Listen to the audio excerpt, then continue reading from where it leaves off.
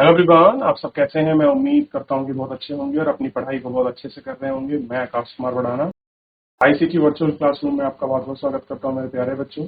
जैसा आपको पता है मेरे प्यारे बच्चों, बेसिकली हमारी आपका जो है मेरे प्यारे बच्चों 12th क्लास है और 12th क्लास में हम लोग आपका देख रहे हैं इकोनॉमिक्स। और इकोनॉमिक्स में हमारा पहला ही चैप्टर चल रहा था परिचय, और हम लोग इसमें जनरल इकोनॉमिक्स के जो कुछ स्टेटमेंट्स हैं उनको वेरी कर रहे थे, उनको देख रहे थे। आइए इसी क्रम में आगे बढ़ते हुए हम लोग आगे बढ़ रहे हैं। सबसे पहले कल हमने देखा सामान्य अर्थव्यवस्था क्या होती है, उसकी बात, और इन सारे विषयों पर सोचने का हमने प्रयास किया। एक एक करके हमने देखा कि क्या व्यक्ति है, किस तरीके से ये सारी चीजें हैं, कैसे हम लोग देख सकते हैं अर्थव्यवस्था के तीन भौतिक मूल स्वरूपों पर हमने आपका बात की और उनको देखने का, जानने का प्रयास किया। क्लियर है? ये सारी चीजों को हमने देख लिया। सामान्यता, समाज, उनकी भाषा, उनकी प्रतिभाषा, इन सब चीजों को हमने देखने का और जानने का प्रयास कर लिया। एक एक करके हमने बात की उनको, ठीक, और देख लिया। चलिए, लोगों की पसंद नापसंद को ध्यान में रखते हुए सीमित संसाधन और उपलब्धता के आधार पर इन सब चीजों को हमने देखने का और जानने का प्रयास किया। क्या ये चीजें थी, किस प्रकार थी, इनको एक एक करके हम लोग देख सकते हैं। अर्थव्यवस्था की केंद्रीय समस्या क्या है? जो अर्थव्यवस्था है उसमें केंद्र की समस्या क्या है, इन सबको देखने का प्रयास। आगे बढ़े। किन वस्तुओं का उत्पादन किया जाए और कितनी मात्रा में उत्पादन किया जाए? पहली समस्या क्या थी? किन वस्तु का उत्पादन किया जाए और कितनी मात्रा में उत्पादन किया जाए। दूसरा था किन वस्तु का उत्पादन कैसे करते हैं, कौन सी वस्तु है उनका उत्पादन कैसे करते हैं। इन वस्तुओं का उत्पादन किसके लिए किया जाता है। ये वस्तु है, उनका उत्पादन हम लोग किसके लिए करते हैं, ये सारी चीजें देखना बेहद जरूरी है। क्लियर है? ताकि हमको सुनिश्चित हो सके कि आखिर में हम जो उत्पादन है कितना कर रहे हैं, किसके लिए किया जा रहा है, उत्पादन करते कैसे हैं, और कोई निजी क्षेत्र करेगा या कोई आपका पब्लिक सेक्टर करेगा, पीएसयू कंपनी करेगी, या फिर मिश्रित क्षेत्र से होगा, या लेबर श्रम बेस होगा, या टेक्निकल बेस होगा, ये सारा डिसाइडिंग तो करना है। क्लियर है? तो ये सारी चीजों को देखना भी इंपॉर्टेंट है। आगे बढ़ रहे हैं। व्यक्ति के विचित्र विभाजन को पढ़ा, सीमांत उत्पादन संभावनाओं को पढ़ा। आप भी पढ़ लीजिए, फिर मैं आपको एक एक करके सारी चीजों को लिखाऊंगा और हम इसमें देखेंगे कि किस प्रकार से ये सारी चीजें हैं। जब मैं आपको इनका नोट लिखाऊंगा तब आपको एक एक चीज क्लियर। नीचे स्थित कोई बिंदु अनाज तथा कपास के उस सहयोग को दर्शाता है जिसका उत्पादन अर्थव्यवस्था के संसाधन द्वारा संभव है। कह रहे चाहे आप अनाज उगाएं या कपास, उनका एक सहयोग है जो हमको इसमें दर्शाता है। वक्र कपास की किसी निश्चित मात्रा के बदले अनाज की अधिकतम संभावना उत्पादन है। अनाज के बदले कपास की मात्रा को दर्शाता है। इस वक्र में हम सीमांत उत्पादन संभावना वक्र है, यानी कि अगर आप अनाज की मात्रा ज्यादा उपजाओगे तो कपास को कम करना पड़ेगा। ठीक, देखिए, सीमांत उत्पादन संभावना अनाज तथा कपास के उन सहयोग को दर्शाती है जिसमें उत्पादन अर्थव्यवस्था के संसाधनों का पूर्ण रूप से उपयोग करता है। क्या करता है? संसाधनों का क्या करता है? पूर्ण रूप से उपयोग करता है। ध्यान दीजिए कि सीमांत उत्पादन संभावना के ठीक नीचे कोई बिंदु अनाज और कपास का वह सहयोग को दर्शाता है जो उत्पादित होगा, और कुछ संसाधनों का उपयोग या तो पूरी तरह से किया जाए या अथवा उनका अपव्यय किया जाए।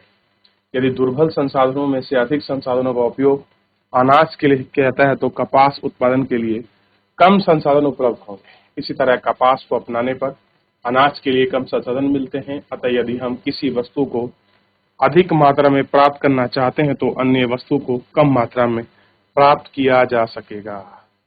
यानी कि आपको एक वस्तु का उत्पादन बढ़ाने के लिए जहां दूसरे वस्तु का कम उपभोग करना पड़े, ऐसी जगह उसको कहते हैं सीमांत उत्पादन संभावना। एग्जाम्पल के रूप में देखिए, ये था हमारा अनाज और एक था हमारा कपास। अब हमने क्या किया, अगर हमको कपास ज्यादा चाहिए तो हमको अनाज कम करना पड़ेगा, और हमको अगर अनाज ज्यादा चाहिए तो हमको कपास कम करना पड़ेगा। इन दोनों में से किसी एक के साथ हमको एडजस्टमेंट करना पड़ेगा, और यही एडजस्टमेंट क्या है, सीमांत यानी कि मार्जिनल उत्पादन, और यही क्या कहलाता है, संभावना कहलाता है। क्लियर है? तो दो चीज में से एक चीज का उत्पादन कम होना यानी कि अपने आप को एडजस्टमेंट करके चलना है, सीमांत उत्पादन संभावना है। इस प्रकार वस्तु की कुछ मात्रा प्राप्त करने के बदले दूसरी वस्तु को छोड़ना पड़ता है। इस वस्तु के अतिरिक्त प्राप्त इकाई को हम अवसर लागत कहते हैं। इसमें वस्तु की अतिरिक्त इकाई प्राप्त करने को, अगर कोई हमने एक चीज फालतू यूनिट प्राप्त करी है, उसको हम अवसर लागत कहते हैं।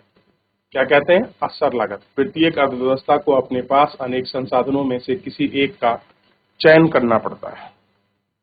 बहुत सी उत्पादन संभावनाओं में से किसी एक का चयन करना ही अर्थव्यवस्था की केंद्र की संभावना है। तो समस्या क्या है कि उत्पादन संभावना, बहुत सारी उत्पादन संभावनाओं में से हम बहुत सारी चीजों को उत्पादन कर सकते हैं, हम उनका प्रोडक्शन करते हैं, लेकिन उनमें से किसी एक चीज का उत्पादन करना ही क्या है, अर्थव्यवस्था की केंद्र की समस्या है। अगर मान लीजिए एमसीक्यू क्वेश्चन बन जाए, बहुविकल्पीय प्रश्न बन जाए, या आपका जो एक नंबर के क्वेश्चन आते हैं, केंद्र की समस्या का प्रमुख कारण का चयन कीजिए, ये क्या है, तो क्या है, ध्यान रखना है, बहुत सी उत्पादन संभावनाओं में से किसी एक का चयन करना ही केंद्र की केंद्रीय समस्या है, अर्थव्यवस्था की केंद्रीय समस्या है। अगर आपको क्लियर हो गया हो, थोड़ा सा एक बार देख लीजिए केंद्र की केंद्रीय समस्या क्या है। चलिए पढ़िए इसको, फटाफट देखिए, रिवीजन करिए, ताकि हम लोग इसमें आगे बढ़ सके। कुछ पूछना है, कुछ डाउट है किसी का, आप लोग पूछ सकते हैं।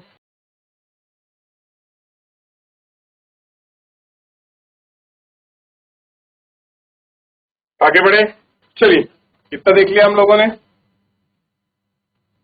आगे बढ़ रहे हैं। आर्थिक क्रियाकलापों का आयोजन। आर्थिक क्रियाकलापों का आयोजन, आर्थिक क्रियाकलाप की आधारभूत समस्याओं को उन व्यक्तियों को निर्माण तथा अत्यय द्वारा किया जा सकता है जो बाजार में होता है।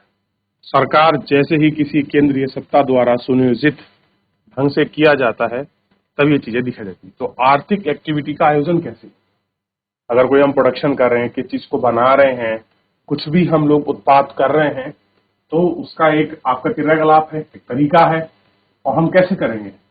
तो कह रहे हैं कि आधारभूत समस्या को उन व्यक्तियों में निर्बाध अंतर क्रिया द्वारा किया सकता है। जो व्यक्ति हैं उनको फ्री हैंड छोड़कर उन चीजों को हम लोग मार्केट बेस पर, या गवर्नमेंट जो केंद्र सत्ता नियोजित कर रही है उस ढंग से, या तो आप उसको बाजार पर छोड़ दो, या फिर जो आपको गवर्नमेंट जिस प्रकार से उसको नियंत्रित करेगी, ढंग से अपने हिसाब से सुनियोजित करेगी, उनके साथ छोड़ दो। तो या तो आपको बाजार बेस बनाना पड़ेगा, या गवर्नमेंट जिस तरीके से उसको मैनेज करना चाहती है वो उसको करे। दो ही तरीके हैं देखो करने के लिए। बाजार पर छोड़ दोगे तो बाजार जिस वस्तु का डिमांड करेगा और उसी के हिसाब से उसका रेट और उसके उत्पादन को देखा जाएगा।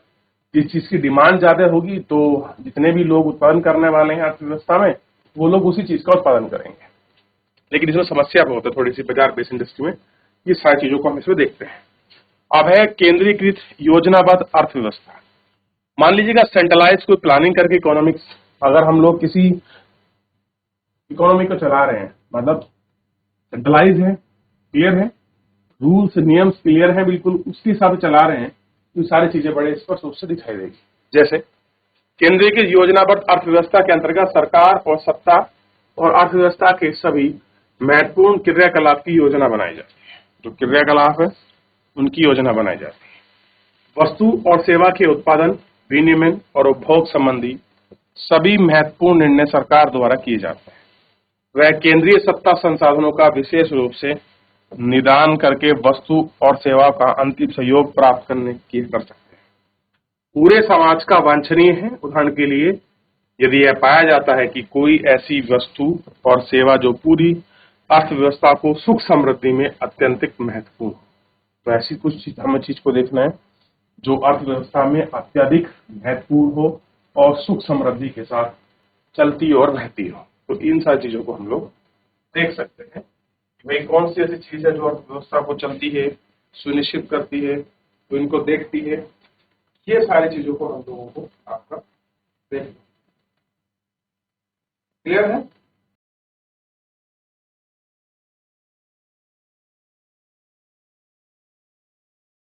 आगे बढ़े।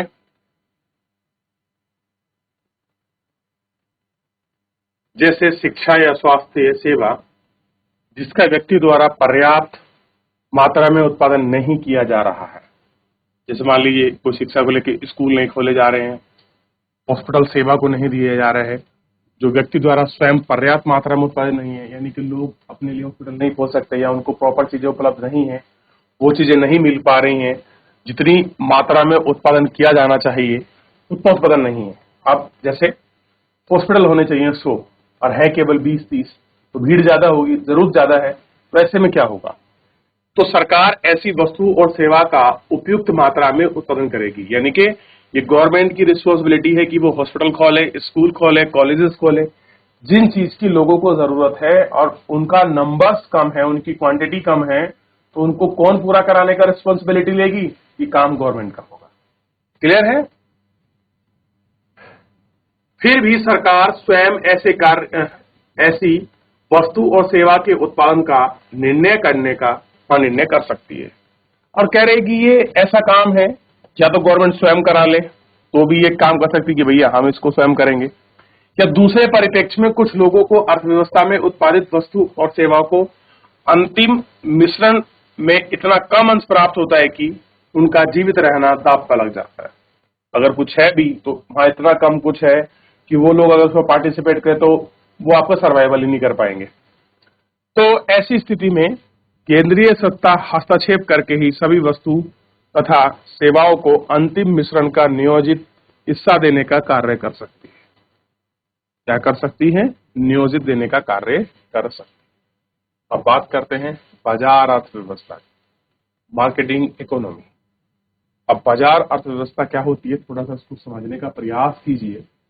एक बहुत छोटा सा शब्द, बाजार, मार्केट, ऐसी चीजें, ऐसी वस्तु, ऐसी सेवा जिन्हें हम बाजार में खुला छोड़ दें, स्वतंत्र, आदृश्य होती है, दृश्य नहीं होती। वस्तु दृश्य हो सकती है लेकिन बाजार हमें देखने को मिलता है, लेकिन जिसकी एक्टिविटी है वो अदृश्य है। मान लीजिए हम बाजार के ऊपर डिपेंड रहे, जो हमारे कैपिटल आपकी इकोनॉमी है, जो आपके पूंजीवादी देश की अर्थव्यवस्थाएं हैं, अगर आप उनको गौर करके देखोगे तो चीजें आपको ज्यादा अच्छे से महसूस है। अगर बाजार में किसी चीज का शॉर्टेज है तो उसकी डिमांड बहुत ज्यादा बढ़ती है, डिमांड बढ़ती है तो उसके प्राइस, जो उसके मूल्य हैं, वो अचानक आसमान छूने लगते हैं। जिनका डिमांड कम होती है उनके वैल्यू, थोड़ा मूल्य आपका कम रहता है। अगर जिनकी सप्लाई अगर बराबर, मांग के बराबर चलती रहे, मान लीजिए आज बाजार में सबसे बेस्ट एग्जांपल है आज के समय में आपके टमाटर का। मान लीजिए आपके टमाटर और प्याज, जितनी लोगों को डिमांड चाहिए उतना अगर मिल रहा है तो उसका रेट नहीं बढ़ेगा। अगर डिमांड और सप्लाई की चैन में अगर कोई कमी आती है बाजार में तो क्या होगा? रेट आपका बढ़ने शुरू हो जाएगा, क्योंकि एक वस्तु के पीछे, उसके पीछे जो है बहुत सारे लोग दौड़ रहे हैं उसको खरीदने के लिए। जैसे मान लीजिए 1 किलो टमाटर लेने वाले 10 आदमी हैं, क्लियर है? एक उसको 20 रुपए में खरीदना चाहता है, एक उसको 15 में खरीद चाहता है, एक उसको 20 में भी खरीद सकता है, तो अंतिम मूल्य क्या हुआ उसका? 20 रुपए। अगर टमाटर आपके 10 किलो हैं, आदमी 10 है, तो उसका मूल्य 10 है। टमाटर 10 किलो है, खरीदने वाला एक है, तो उसका शायद मूल्य और भी नीचे गिर जाए। तो बाजार में जो मेन काम होता है वो डिमांड बेस होता है और सप्लाई बेस रहता है। क्लियर है?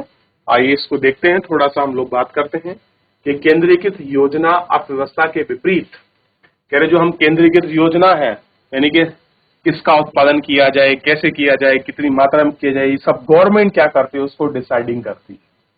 लेकिन क्या बात कर रहे हैं, इसके विपरीत है। बाजार अर्थव्यवस्था में सभी आर्थिक क्रियाकलाप का निर्धारण बाजार की स्थिति के अनुसार होता है। अर्थव्यवस्था के अनुसार बाजार एक ऐसी संस्था है जो अपने आर्थिक क्रियाकलाप का अनुसरण करने वाले व्यक्तियों को निर्बाध अंतःक्रिया प्रदान करती है, यानी कि उनको फ्री रूप से छोड़ती है। दूसरे शब्दों में बाजार व्यवस्थाओं का एक ऐसा समुच्चय है जहां आर्थिक अभिकर्ता मुक्त रूप से अपने धन अथवा अपने उत्पाद का परस्पर निर्बाध आदान प्रदान करती है। परस्पर क्या करती है? निर्बाध आदान प्रदान। यह देना महत्वपूर्ण होगा कि अर्थव्यवस्था में प्रयुक्त बाजार शब्द उसके स्वरूप से भिन्न है, जैसा कि उसे आमतौर पर समझते हैं। विशेष रूप से आप इस बाजार के विषय में सोचेंगे तो सोच लेंगे, वस्तु और सेवा को खरीदने और उसके विषय के लिए एक व्यक्ति किसी वास्तविक भौतिक स्थल पर मिल जाते हैं अथवा नहीं। क्रेता और विक्रेताओं के बीच क्रियाकलाप विभिन्न परिस्थितियों में संभव है, जैसे गांव के चौराहे पर, शहर के सुपर बाजार, और वैकल्पिक रूप से क्रेता और विक्रेता टेलीफोन और इंटरनेट द्वारा भी वस्तुओं का आदान प्रदान कर सकते हैं। बाजार का स्पष्ट लक्षण वह व्यवस्था है जिसमें लोग निर्बाध रूप से वस्तुओं को खरीदने और विक्रय करने का काम कर सकते हैं। किसी भी तंत्र को सुचारू रूप से संचालन करने के लिए अनिवार्य होगा कि उस तंत्र को विभिन्न घटकों कार्यों में समन्वय हो, अन्यथा अव्यवस्था हो जाती है। शायद आपको जानना होगा कि कौन सी वे शक्तियां हैं जो बाजार तंत्र में करोड़ों अलग अलग व्यक्तियों को क्रियाकलाप समन्वित स्थापित करती। देखिए आपने, थोड़ा इसको भी समझिए, क्योंकि आज जल्दी अगर आप आगे बढ़ जाएंगे तो फिर बाजार अर्थव्यवस्था केवल शब्दों में रह जाएगी। एक बार देखिए, रिवीजन करिए, थोड़ा पढ़िए कैसे निर्बाध आवादन आदान प्रदान। देखिए शब्द है, हिंदी के शब्द थोड़े कठिन है। निर्बाध का मतलब है फ्री, यानी कि आदान और प्रदान, चीजों को लेना और देना मुक्त होता है।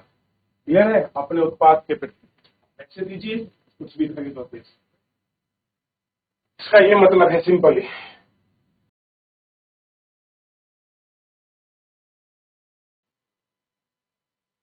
चलिए, बाजार में प्रत्येक वस्तु और सेवा एक समय तक एक तय कीमत होती है। कि बाजार में आप कोई भी वस्तु या सेवा को लेने जाओ, उसकी एक तय कीमत होती है। आप किसी होटल में जाते हैं तो रूम का रेंट फिक्स होता है। आप खाना खाना जाते हैं, उसकी कीमत तय होती है। कोई आप शॉपिंग करते हैं, कोई शर्ट, कोई जूता, कोई पेंट, किसी प्रकार की चीज आप खरीदते हैं तो उसका रेट निश्चित होता है।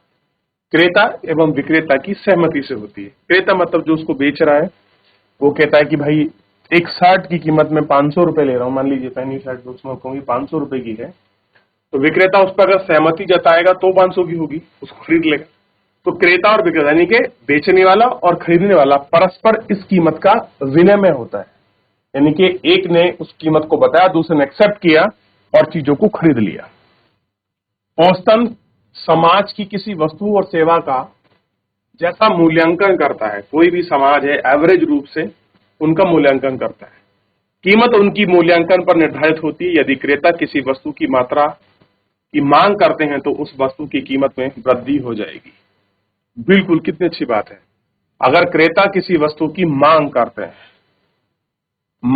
हैं यानी कि चीजों को डिमांड करते हैं, वह वस्तु के उत्पादन का संकेत देती है कि वस्तु को की जिस मात्रा का उत्पादन कर रहे हैं वह समाज की अधिक मात्रा की आवश्यकता होगी, इसके उत्पादन का बढ़ सकते हैं। इस प्रकार वस्तु और सेवा की कीमतें बाजार में सभी व्यक्तियों को महत्वपूर्ण संकेत प्रदान करती है, जिसमें बाजार तंत्र का समन्वय स्थापित होता है।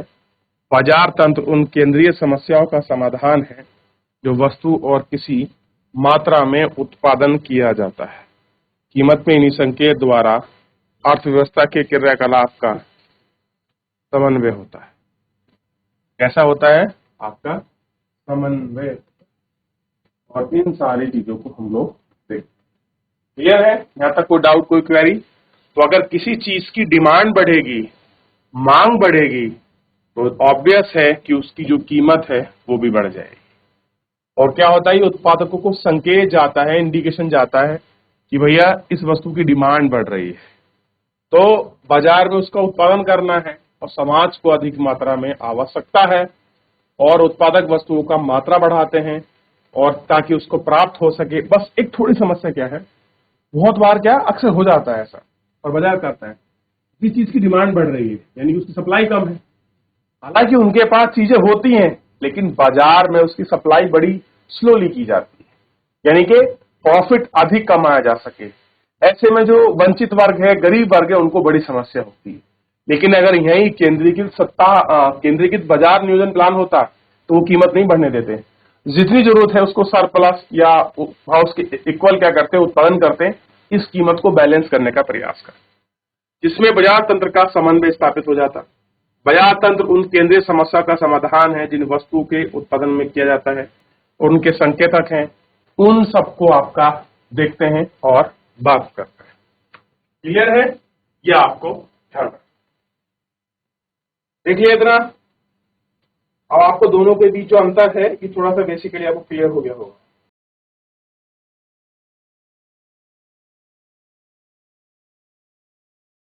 हो गया? तो ये थोड़ा सा आपको ध्यान रखना है कि भाई केंद्र की समस्या क्या है और केंद्रीकृत योजना की चीजें क्या है, कैसे हम इनको देख सकते हैं, क्या क्या इनकी चीजें हैं, इन पर हम थोड़ा सा गौर करेंगे तो हमको क्लियर हो जाएगा। तो हमको क्या क्लियर हुआ अभी कि भैया बाजार और केंद्र की सत्ता में क्या डिफरेंस है। सभी अर्थव्यवस्थाएं वास्तव में मिश्रित अर्थव्यवस्थाएं हैं। कैसी हैं? जितनी भी इकोनॉमी है और रियल में मिक्स्ड इकोनॉमी। अब आपको पढ़ना है पूंजीवादी अर्थव्यवस्था और आपका साम्यवादी अर्थव्यवस्था और मिश्र अर्थव्यवस्था, जहां महत्वपूर्ण निर्णय सरकार द्वारा लिए जाते हैं। अभी जैसे बाजार की सप्लाई कम थी, ऐसे में तुरंत सरकार के हाथ में चीजें होती, तुरंत सरकार सप्लाई पर ध्यान देती और आर्थिक क्रियाकलाप बाजार द्वारा किए जाते हैं। केवल इतना अंतर है कि आर्थिक क्रियाकलाप की दिशा का निर्धारण सरकार की भूमिका में अधिक है, यानी कि कितना उत्पादन करेंगे, किस मात्रा में करेंगे, कैसे कीमत तय होगी, ये सब बाजार डिपेंड करती है, ना कि मार्केट। संयुक्त राज्य अमेरिका में सरकार की भूमिका न्यूनतम है क्योंकि वहां कैपिटलिस्ट कंट्री है और 20वीं शताब्दी में एक लंबी केंद्रीकृत योजना अर्थव्यवस्था के निकटतम उदाहरण चीन है। चाइना में सब कुछ डिसाइड गवर्नमेंट करती है। भारत में स्वतंत्रता के पश्चात सरकार के अधिकतम क्रियाकलाप का नियोजन गवर्नमेंट कर रहा है और पिछले 2 दशक में भारतीय अर्थव्यवस्था सरकार की भूमिका में बहुत हद तक कमी हो गई है, यानी कि मार्केट बेस्ड चीजें हैं। क्लियर है? कल को एक बार पढ़ेंगे, समझेंगे। आज के लिए इतना ही, मिलते हैं नेक्स्ट लेक्चर में।